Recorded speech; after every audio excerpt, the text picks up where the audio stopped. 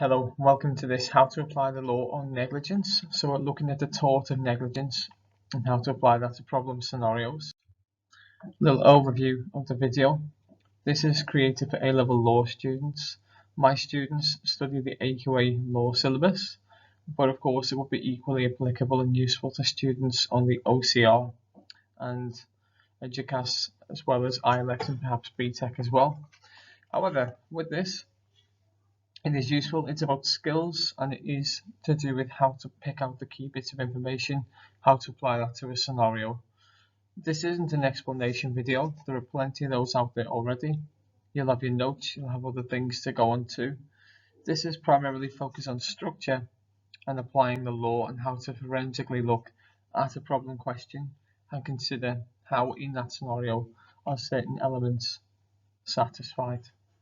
And then when we've run through how to apply, we will run through a worked example. Okay, so the structure I tend to use and tend to teach my students to use is the IDAC structure. You may use this yourself, you may use a different one. By all means, stick to the structure that you are comfortable with, because ultimately this video will focus on one of these elements. So we focus on identify first. Of course, you need to identify within that problem question that the problem is one of the tort of negligence. Then we need to define what negligence is. We explain each element of the law. We apply each element of the law, and we conclude, at which point we may consider some remedies and defences. So to begin, we need to look at how to identify the law. Now my advice is don't spend too long on this. Get to the nitty-gritty of the problem. So we need to show the examiner that we know the problem in the scenario is one of negligence. So just state that. So for example, it seems that in this scenario, X can make a claim in negligence against Y because. So you just link the facts to the scenario there. We then, once we've identified, we need to define what negligence is. So one of the classic definitions of negligence comes from the case of Blythe and Birmingham Waterworks from 1856, in which the definition of negligence was given as something as the admission to do something which a reasonable man, guided upon those considerations which ordinarily regulate the conduct of human affairs, would do, or doing something which a prudent and reasonable man would not do. Now you can see in bold there the admission to do something which a reasonable man would do, or doing something which a prudent and reasonable man would not do, is probably just as useful to remember. Again, if you've been given a different definition of negligence and you're comfortable with using that one, then by all means go ahead and use that one. In terms of the explanation phase, and so there are multiple ways you can do this. Again, if you've been shown a particular way and you're comfortable, stick to it. But ultimately, there are three ways. If there's another way, by all means use that too. The first way we can look at is explaining all the elements of the law and then applying them all. So it might be that you're doing a BTEC, for example, and you'd like to do all the pass criteria first, and so you get all the explanations down. So explaining duty of care, breach of duty, and damage, and then going ahead and applying duty of care, applying breach of duty, and applying damage.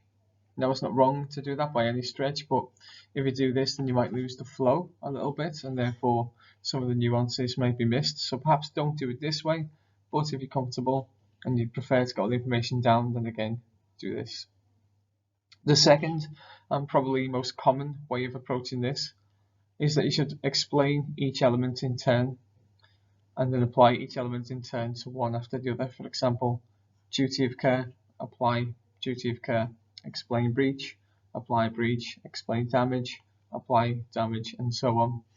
So of course this way you're getting what you know down in the terms of the assessment objective 1 for AQA. You are explaining the law and then you're applying the law while it's still kind of fresh in your memory as you've just written it. Perhaps the top level answers though will use this third approach. So after the I and D of the IDAC structure, you may then outline that there are three elements which need to be proven: duty, breach, damage, or causation. And then you'll explain each element in turn and applying the law in an interweaving fashion.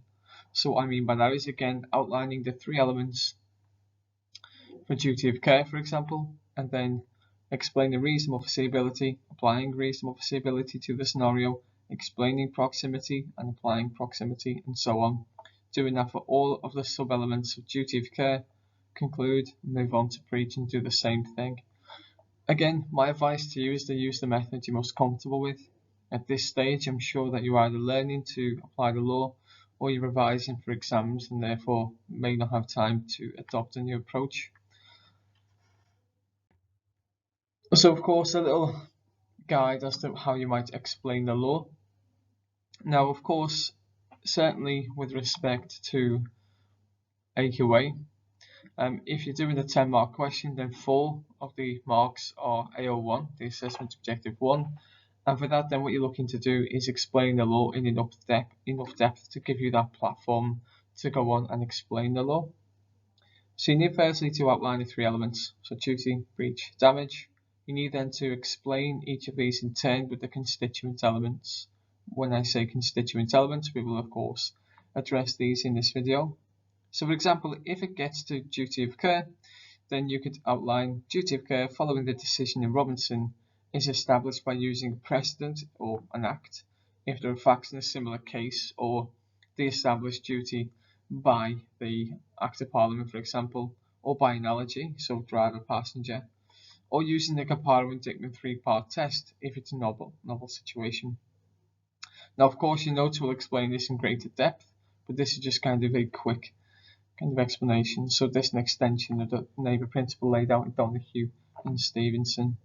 So very brief, of course, this should be more detailed than this, but just making sure we get enough information down and giving ourselves that platform to apply the law and to analyse the law in enough depth. So we do the same for breach and causing damage, explaining each of the constituent elements. Now, in terms of level of detail, as I mentioned, it depends what question you're doing. If the question comes up in a 5-mark question, then often what you would have to do is be kind of forensic in what you're looking at, because you may be asked a question about breach, and so you only apply the breach element. It may be that there's a 10-mark question, and therefore you would do what I call a kind of full IDAC, a full application of the law, all three elements. And of course, then you have those larger 30-mark questions towards the end of paper 2, the tort law paper. It may be involved in this, and again, it depends. You need to be more analytical in that kind of case. But I mentioned AO1 is that kind of recall. How much AO3 do we need? Well, again, it depends on the question. Certainly towards the end of the paper, the 30-mark questions, you need to analyse those elements in more depth. So your kind of interweaving application is going to be the best format for this. So as I said, there's plenty of videos, plenty of resources which will help you recall the law and to explain the law, and often this is one of the things which students find easier to do. So you should use your notes in conjunction with this. If this is a written audio guide as to how to apply the law, then of course we start with duty of care. So once you've explained all the elements of duty of care, that is to say Robinson, Caparo and so on, and the test involved there, then we're on to applying the law. So of course we need to begin by establishing a duty of care. We mentioned Robinson already. If you're not using this case in 2021, then you're not going to be hitting those top grade boundaries because you're not describing the current law. Now, some textbooks are out of date. Some websites are certainly out of date, and I'm sure your teachers will have given you resources which discuss Robinson and the idea of Robinson, and it might be discussed in a different way. We've seen it done in different ways, really. But this case really updated the law in as much as we don't always need to apply the Caparo test. So if there's a precedent or statute in which a duty is already owed, then we don't need to apply the Caparo test, and we can move then on to breach of duty and causation and consider whether there is negligence. If there's a precedent, we've got cases, for example, like Donahue and Stevenson, which give the duty of care as already existing for manufacturers to consumers, notwithstanding this is also now in statute law. You could have other cases, for example, you draw them from different areas of the law, but mostly you want to stick to tort law. And so you've got Kent and Griffiths, an ambulance owed a duty of care to the victim. You've got Hill and Chief Constable of West Yorkshire Police, in which the police did not owe a duty to potential victims of a crime. So you've got to obviously analyse the information there. But plenty of examples, driver, passenger, for example, in Nettleship and Western. So there are plenty of cases to look at. And of course, if it's similar, then use it as an example. There might be an established duty. You can reason by analogy. So if it's a very similar kind of situation, so coaches instead of teachers, for example, then you may be able to use this, but just be a bit careful. Examiners, in my experience, often choose a novel situation in order to allow you to draw out the elements of the Caparo test and indeed look and analyse each of those elements. So assuming then that the situation is novel and you've discussed Robinson and outlined that this situation is novel, we then and only then go on to the Caparo three-part test, which you can now see on the screen. And of course, we've got reasonable foreseeability, proximity, and whether it's fair, just, and reasonable to impose a duty. So this first one, is it reasonably foreseeable that if the defendant did or didn't do what she did or should have done, then harm would occur? Now, of course, what you should do is substitute my generalities for actual events in the scenario. So, for example, it's reasonably foreseeable that if you fail to check and allow a snail to get into a bottle of ginger beer, then harm would occur. Now, this is a little link back to Donahue and Stevenson, isn't it? But of course, reasonably foreseeable. And you've got cases like Kent and Griffiths where it's reasonably foreseeable that delays in an ambulance would cause a claimant to suffer some further harm. So use cases to support where possible. You're looking in the scenario, is it reasonably foreseeable that if this person did what they did, then would harm have occurred? And you've got to draw that bit of information out. For proximity then, explain what type of proximity there was in that situation. Is it that they're physically close and therefore it's in space? Is it a relationship? So is there some form of relationship there? Might not always be obvious, but you can always kind of make an argument. And of course, time. So this is usually where the case is a psychiatric injury case. And of course, we've got a situation where they saw the immediate aftermath, for example, and that demonstrates proximity. And finally, this last question is really a flipped question. We normally ask, is it fair, just, and reasonable to impose a duty? But the answer in most cases that we're going to look at is yes. So what we should do is flip that question and think, are there any arguments for not imposing a duty? So is it police or another public service which would impose a burden on them performing the services? Or is a child, or are the floodgates, would too many claims occur? So be careful, think of any reasons why we shouldn't impose a duty which may hold up in the court. And once we've established the duty of care in your scenario, we need to state, do a mini conclusion, we need to state whether there's a duty of care in existence or not.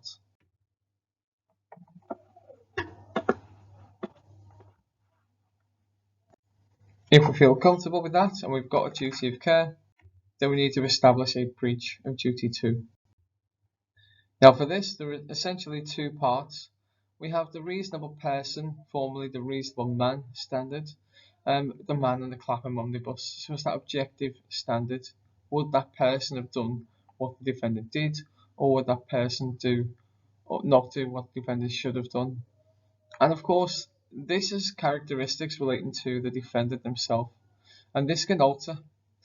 It may be that the person's a child, in which case the standard expected of the person is lower. It may be that they're a learner, in which they're then performing a skill, and they're judged by somebody who is competent in that skill. But it may also be that they are professional. And if we look at professionals, this can be professional in any kind of environment. So we've seen exams in the past with professional deep fry operator, so somebody performing that level of skill, and indeed Bolan and Belido, the kind of professional doctor standard. So it's likely that we'll need to consider at least one of these. In terms of risk factors, we're going to go into another slide to discuss these, but you can see them outlined here. Risk factors. Now, not all of these need to be applied in every single situation. Analyze which ones are necessary and apply them. So we look at characteristics of the claimant. Does this higher or lower the standard? Size of the risk. Does this higher or lower the standard? Practical precautions, again, and public utility. Does this higher or lower the standard of care expected? So once again, this reasonable person standard, just to reiterate, is about reasonable person performing the task he's doing. For example, the standard of a reasonable carpenter in Wells and Cooper.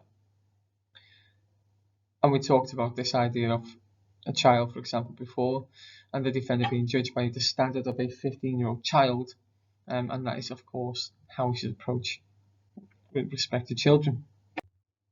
In terms of risk factors, then I mentioned only apply the ones which are applicable. So it might not always be that there's public utility.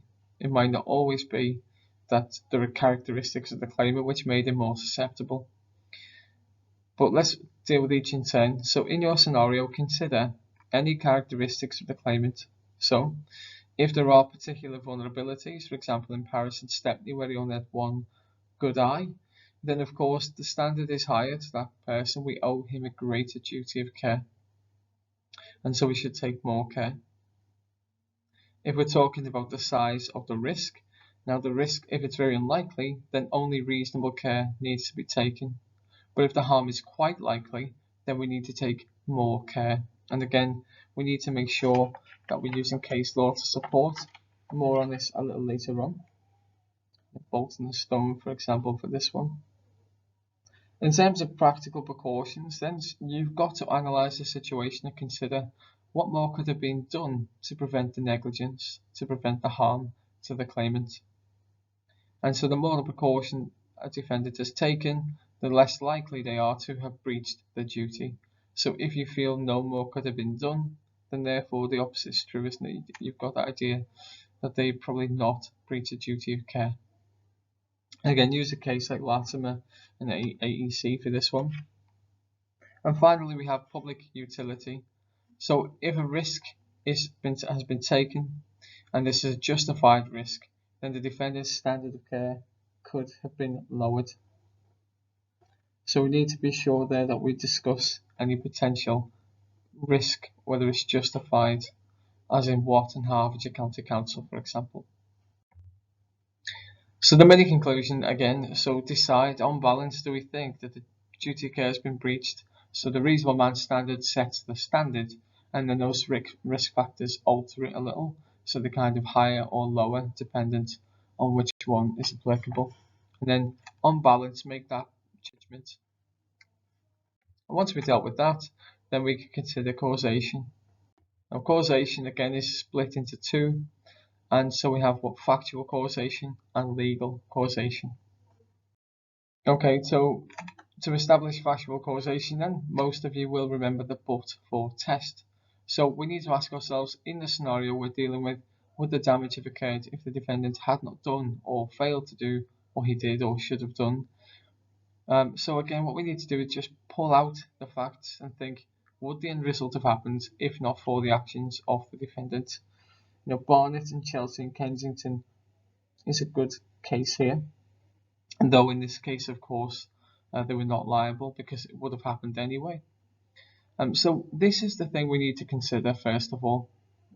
The next two may or may not be dealt with. It depends on the scenario. So if there's potentially more than one possible cause, you might look to see whether in this particular case the defendant was a material or substantial cause of the damage.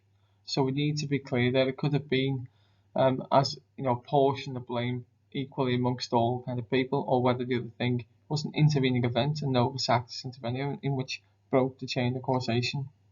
So again, when you're analysing the scenario, consider, did something happen between what the defendant did and the damage being caused? And you've got to note that medical treatment, even if it's quite bad, very rarely breaks the chain of causation. So again, use a case to support here where possible. The intervening event may or may not break the chain. and as you gain more experience you'll understand which can and which can't. And then if we do have factual causation established, we then move on to legal causation. Now commonly we use the remoteness of damage test. You will have seen the case of Wagon Mount, in which had so many different events, coupled with the knowledge or lack thereof of oil being ignited on water, and the possibility of this led to the kind of idea of remoteness of damage. So you ask yourself, well, in this scenario, was the damage too remote? Now, if you're not sure what remote means, it just means unlikely or unforeseeable or too far-fetched. So that's your first question you ask yourself. If so, the defendant will not have legally caused the damage. But we do need to consider the next 2 points. So for example, type of injury then. So if some harm was likely, it doesn't matter precisely how it happened, or if the extent was unforeseen. As long as some harm was foreseeable, the defendant will be the legal cause of the damage. So if you think there's a possibility of being too remote, ask yourself, was some harm likely? And if so, then this rule is likely to make the defendant legally responsible. Again, what you might come across as well is, in a particular scenario, the person has a particular vulnerability. So if they suffer psychological harm, for example, it may be that they've already suffered from depression and this new thing makes it worse. It could be a literal thing, a thin skull, and the injury is worse to them. It could be a blood disorder, a medical condition. So you need to consider, kind of draw out that from the scenario. Is there anything which makes it worse for this particular claimant? If it does, then we consider the thin skull rule.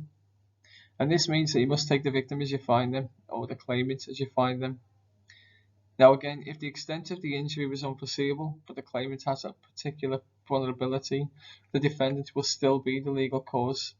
So we look to Smith and Leach brain, for example, for this one, where the precancerous condition was triggered by molten metal, and of course led to the person, the claimant, dying actually. So obviously the claim was put on behalf of his estate, but of course he died, and Leach brain was responsible for the full extent. So again, we just need to look at each of those cases in turn. Use the case to support your answer if possible all the time. So mini conclusion, state whether the defendant was the cause of damage or not. But once we've done that, we conclude overall. So an overarching conclusion, explain whether the tests for all elements of duty, breach and damage have been satisfied, and then whether there is liability and negligence for the defendant. At this point, we may then need to consider defences and remedies. So remedies is a larger topic in terms of when we talk about compensation, what it is, why we have it, the way it's categorised, and of course how we would award remedies. So make sure you're covering all those bases should the question ask for rights and remedies. In terms of defences, of course, again go over the defences topic in tort to consider this, but this video focuses primarily on the application of negligence. Now I mentioned quite a few times there, using case law or precedent, you've got to make sure you don't spend too much time with the facts of the case. By that I mean, you might feel really good about yourself because you've recorded all these facts of a case, and yes, it may enhance your answer to a degree, but what you might end up doing is spending too much time doing this, and then actually not gaining many marks from it, or kind of moving through the grey boundaries, or indeed the descriptors because of this. What you want to focus on is the ratio decidendi. So with this, for example, when we talk about Smith and Leach brain, the pre-existing condition was what happened, but ultimately the decision from that case is we need to take a victim as you find them. And so we need to use cases to support points. And a pet peeve of mine, not necessarily as an examiner but as a teacher, is putting cases in brackets afterwards. My feeling is, if you know the case exists for that reason, then please explain why you're using that case. So now we've gone through this, if you're using this video as an example of how to work through it, you can go to the beginning, pause, rewind, you can do whatever you like with it to help you talk you through how to address a problem. This is just one worked example. now, so I promise we're going to go through it. And again, what you'll see is the same slides again, but they will change and outline how that particular element may be kind of satisfied. Okay, so if you do spot any mistakes, please tell me. Obviously, this is made for my students. You can tell me face to face, but you can email me or you can put a comment if you wish and tell me how maybe I can address it. But for the purposes of this, I created a scenario based on a few different elements to try to draw out some kind of ideas and how they might apply. Now, this is only one defendant and one claimant, but there are issues with relation to causation and so on, which maybe need a little bit of analysis. So I decided to use this one, and this one we haven't dealt with in class, which is always good to go through a new kind of example. And in addition, this isn't a pass exam question for copyright reasons, so I want to make sure we use a fresh idea. So we have Bobby, who's a cider enthusiast, and he wants to decide to try to make up some homebrew cider. He wished to hand out cider at his upcoming 30th birthday party, and he makes some cider which he thinks is 4% alcohol by volume. A little note there, that is your standard kind of pint of lager you might get in the pub. So the day of the party arrives and he provides most of his guests with all the cider they can drink. However, it's much stronger than he thinks and is 12% alcohol by volume, and some of the guests, including Jordan, become very unwell. The cider wasn't brewed correctly. So it's much stronger then, which means if you drink, say, 3 pints of cider, then of course the problem is, in reality, you probably drank about the equivalent of 9. So the effects therefore would be unknown. Now Jordan, unaware of the effect of alcohol has had on him because he is drunk and unwell, loses awareness, so he blacks out and he leaves the party. As he leaves, he walks out onto the road in front of an oncoming car. This eventually results in him breaking a leg. At hospital, Jordan is discovered to have a rare blood condition, which leads to the necessity of having his leg amputated, and this ruins his career as a well-paid ice skater, which he loves. So again, a overview of the structure. We need to identify the problem, define what negligence is, explain each of the elements, and then we're focused on applying the law. So once again, make sure you go over your own notes, and if you're in an exam situation, just use your own memory to essentially do some kind of brain dump, get all you know about duty, about breach, about damage down before applying it. And don't forget to conclude, is there liability or not? So we start with identification. So we need to show the examiner that we know the problem in the scenario is one of negligence, so state that. So for example, it seems in this scenario X can make a claim. Well, in this case, we know who we're talking about. So it seems that on the face of it, Jordan can make a claim under the tort of negligence for the loss of his leg. Let's spend no more time on that. Of course, define and explain as described before, dependent on detail, depends on what kind of question. This question would probably be around a 10-mark question or as part of a larger question in which roughly you would allocate the same amount of time and expect the same amount of analysis too. So we're going to apply the duty of care then. So we talked earlier on about Robinson and about this being the kind of first hurdle for duty of care. Well, we ask, is there a precedent or an act of parliament in which a duty was owed? Now, there probably is, in terms of a precedent, there may be something very similar. I've never come across this in my years of teaching law. You may know an example, and if you do, then by all means use this. So similar precedent or statute, there's probably no cases which provide a duty, so we move on. Now again with this second question, although there's some established duties, they may be beyond the scope of the course. So you may have, if somebody's serving alcohol to people, there are certainly duties, for example a shop serving alcohol, a pub serving alcohol. So you might consider some duties about selling things or the manufacturer owing a duty of care. Is this a manufacturer? Does he owe a duty? Well, maybe, but it's a little bit more informal than this. So beyond the scope of this course and quite nuanced. I mean, by all means, if you wish to look at manufacturers, you should. Applying the comparative test then if the situation is novel. So for argument's sake, let's say the situation is novel, and so then we apply the comparative test.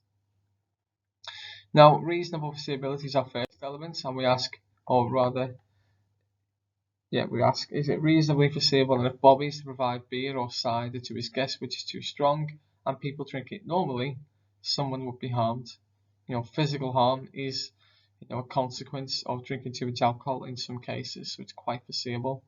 And in this case, Jordan was harmed. In terms of proximity then, explain what type of proximity there was. So we have arguably relationship.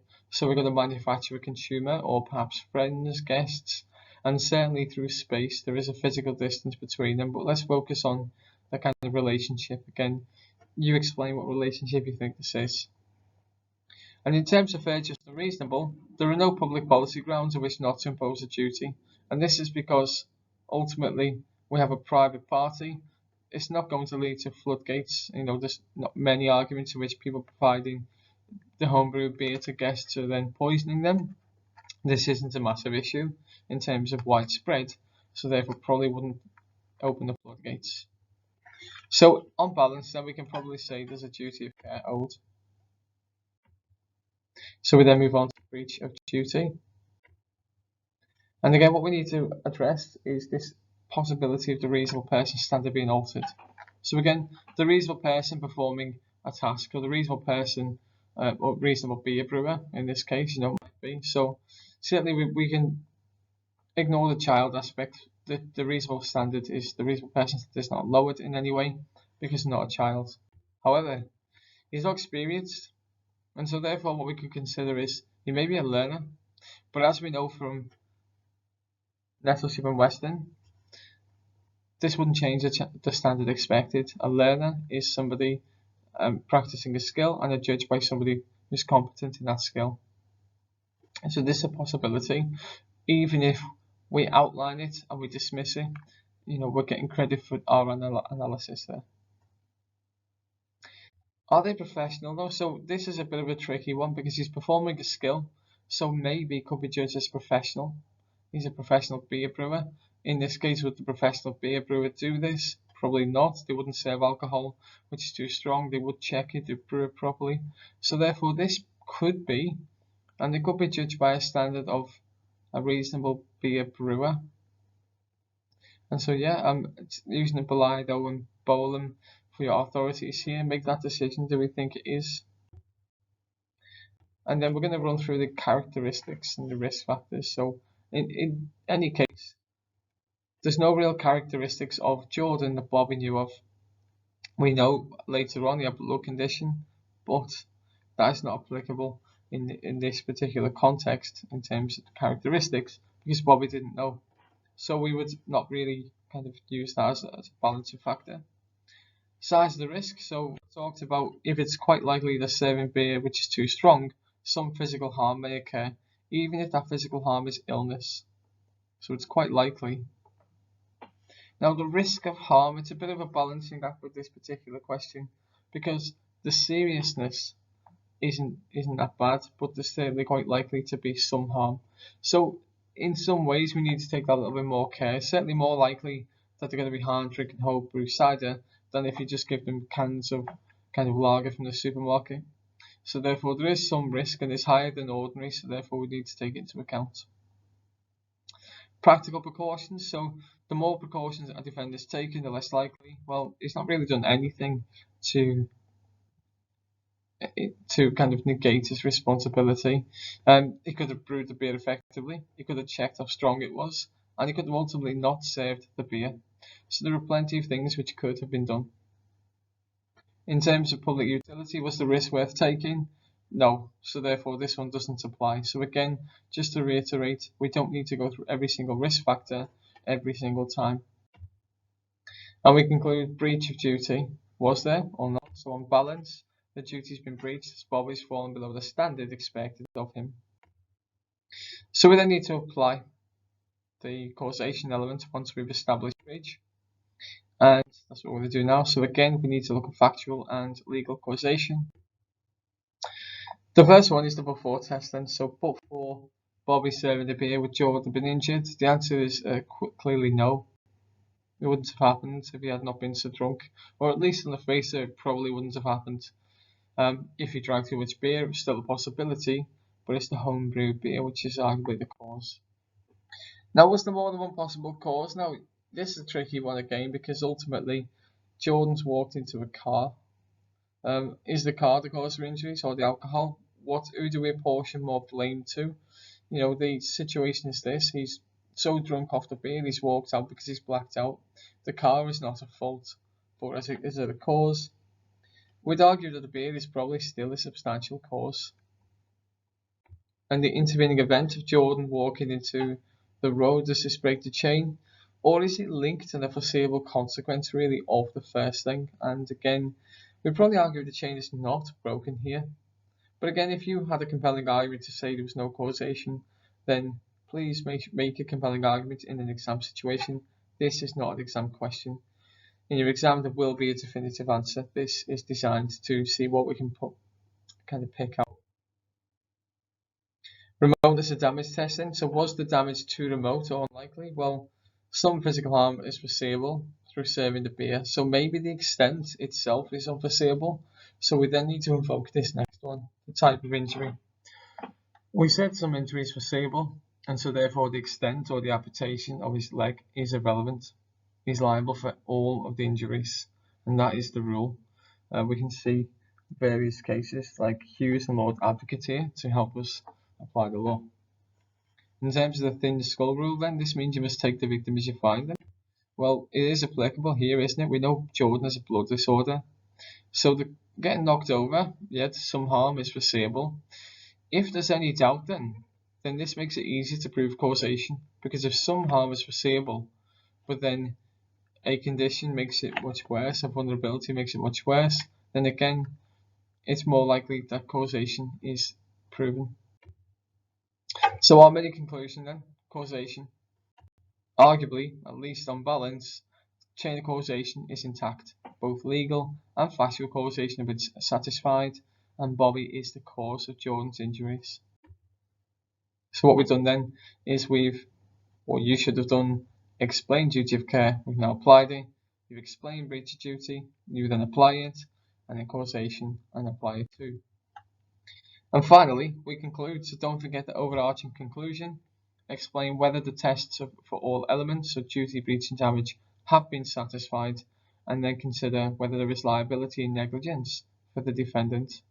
And at this point, like I say, if it's a larger question, you may need to consider some defences such as voluntary, which is consent, or contributory negligence and remedies.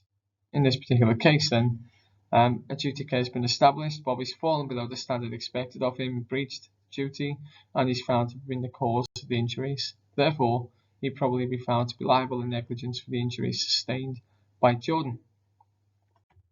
So like I said, you may need now to consider contributory negligence and suggest some remedies. So explain what they are, special general damages.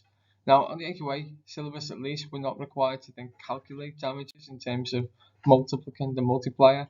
We certainly need to outline that this is a thing, so that's it. Now in terms of further guidance, if you're my student already, you probably have a written guide of this, either in Word document form, PDF form, or even this PowerPoint in a roundabout fashion. But if you're not my student and you feel this was helpful, I'm quite happy to send it over to you. My email address there is reasonabledanlaw@gmail.com. I prefer you emailed me than left a comment if that was possible, just for kind of privacy reasons, so you're not kind of leaving your own details there. But yeah, I hope this helps, and yeah, good luck with your application and any exams. Bye.